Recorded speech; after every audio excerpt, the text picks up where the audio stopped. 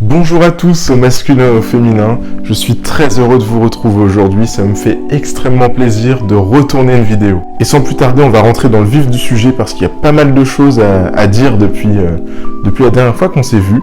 Aujourd'hui, j'ai envie de parler d'un sujet qui risque d'en déranger certains, mais c'est un de mes ressentis.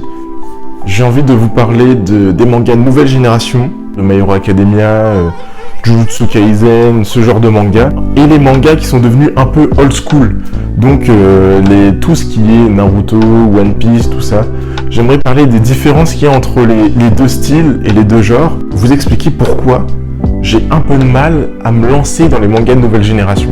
Alors déjà, premièrement, je sais que ça va en diviser plus d'un, mais j'ai du mal avec le rythme des mangas de nouvelle génération. En fait, je trouve que le rythme des mangas de nouvelle génération est beaucoup trop rapide, contrairement à ce qu'on a pu connaître.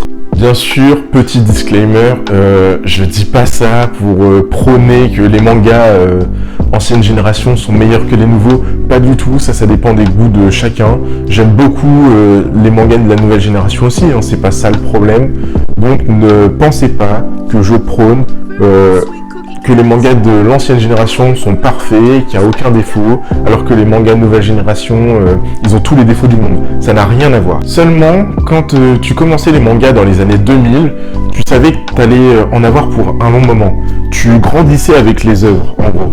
Quand tu prends la Trinité, quand on prend les One Piece, Naruto, Bleach par exemple, eh bien, il suffit de regarder le nombre de volumes qu'il y a. Je comprends. C'est beaucoup, 74 volumes, 72 volumes, et là on a dépassé le volume 100 pour One Piece, c'est énorme, mais il y avait quelque chose qui me plaisait dans ce genre de manga, c'est que on avait le temps de développer l'œuvre. L'auteur avait le temps de développer et de te raconter l'histoire de chaque personnage. Et je trouve qu'on prend plus autant le temps aujourd'hui de développer certains personnages qu'on aimerait voir être développés. Bien entendu, venez pas dans les commentaires me citer des noms de mangas et tout qui ne font pas ça. Je sais qu'il y en a qui ne le font pas. Et je fais une généralité là, j'englobe tout. Vous voyez par exemple, prochainement je vais me mettre à acheter les Jujutsu Kaisen. J'aime beaucoup ce manga, surtout l'animé, parce que j'ai regardé l'animé, j'ai pas encore lu le manga, donc je vais pas juger l'œuvre en tant que manga, mais en tant qu'animé. J'ai trouvé ça vraiment sympa, l'histoire est sympathique et tout. On sent qu'il y a beaucoup d'inspiration et ça c'est normal, tous les auteurs s'inspirent les uns des autres pour créer leur œuvre à eux et je trouve ça génial.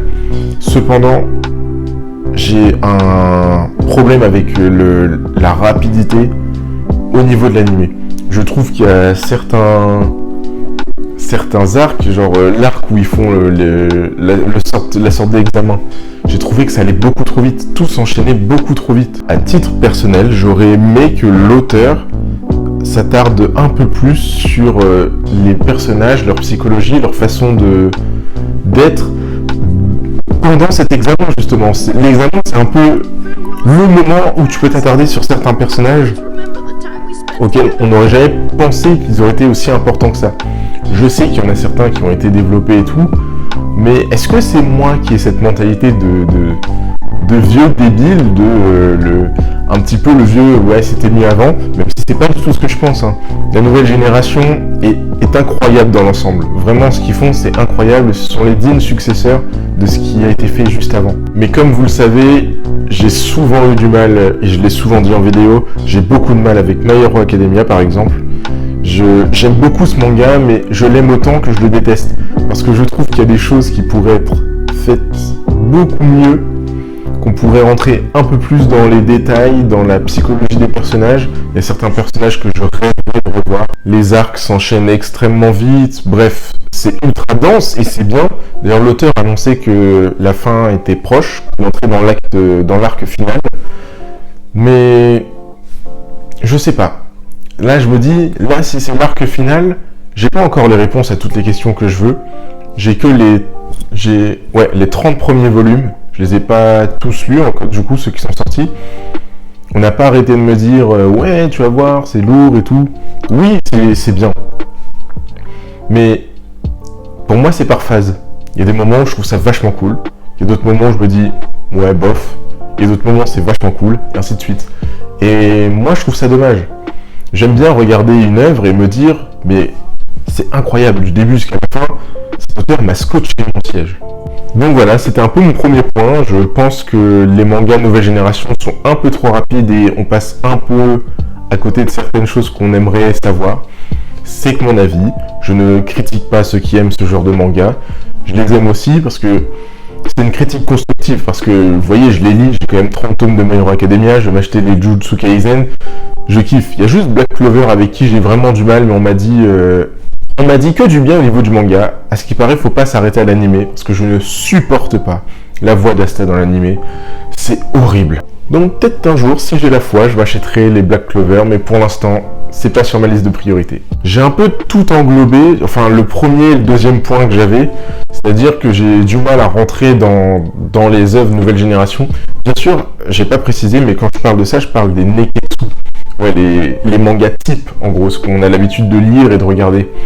Parce que pour ce qui est du reste, je trouve mon bonheur. Franchement, là j'ai fini The Promised Neverland, c'est incroyable. J'ai surkiffé du début jusqu'à la fin, même si je trouve que le milieu du manga le rythme avait un peu diminué en termes de densité, mais c'était tout autant impressionnant. On n'est pas là pour parler de The Promised Neverland. Donc voilà, j'ai un peu de mal à rentrer dedans. D'ailleurs, je pense que je vais vous faire une vidéo sur les mangas que j'ai mis en pause, juste au niveau de l'animé, les animés que je regarde ou même les mangas que je lis, que j'ai mis en pause. Et après, je vous demanderai dans les commentaires lesquels de ces mangas ou de ces animés je devrais pas du tout arrêter et je devrais continuer. Et mon troisième point, et pas des moindres, c'est tout simplement, je me suis posé la question, est-ce que les mangas nouvelle génération sont un peu trop classiques? Est-ce que c'est un peu trop réchauffé, un peu trop du déjà vu?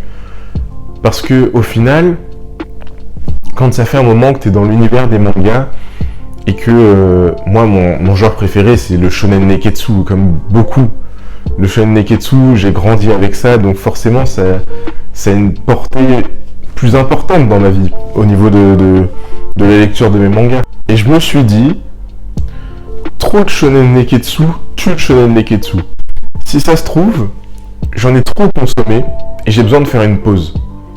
Ça a dû arriver à beaucoup de gens. J'aime beaucoup le genre neketsu, mais il n'y a pas que ça, il y a plein d'autres choses. J'aime beaucoup regarder les seinen ou les lire.